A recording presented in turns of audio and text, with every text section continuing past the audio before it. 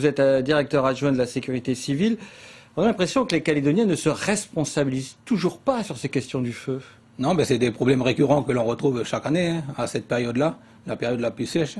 Comme moi j'ai pour habitude de le dire, on crie souvent la Calédonie c'est le paradis, mais pour moi le paradis devient un enfer en ce moment et c'est récurrent tous les ans en fin d'année. Et là, la saison administrative des feux a commencé. Il y a eu beaucoup de départs des feux. Depuis le départ de la saison des feux, de la saison administrative, on a eu une centaine de départs, 116 exactement. Mais par contre, sur les 4 derniers jours où on a eu des éléments très défavorables pour nous, mais favorables pour le développement des incendies, sur les 4 jours, on a eu quand même 55 départs de feu avec 1 millier d'hectares de brûlés.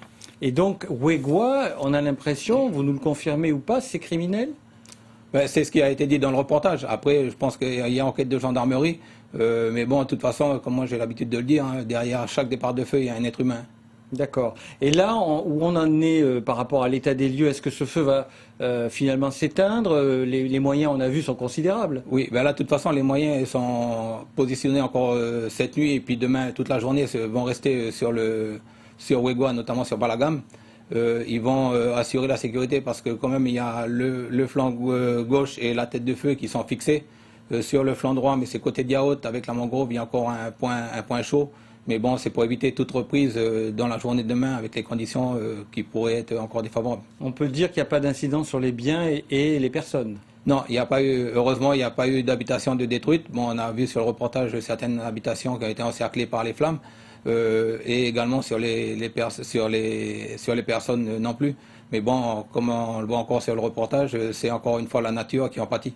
Alors justement, on en vient à cette végétation, à cet environnement. Vous le disiez, le paradis se transforme en enfer. Les gens ne sont même pas conscients qu'ils sont en train de se tirer une balle dans le pied, en quelque sorte. Non, il n'y a pas de conscience de la part des personnes. Bon, après, pas tout le monde, mais bon, la plus grande partie, parce que quand on voit le nombre de départs de feu, et moi, j'ai pour habitude aussi de le dire régulièrement sur différentes zones, quand on arrive à trouver des personnes qui mettent le feu, il y a des formes d'intérêt, de travaux d'intérêt généraux qui pourraient être mis en place pour condamner ces personnes-là, pour faire du reboisement avec les différentes associations qu'il y a en Nouvelle-Calédonie.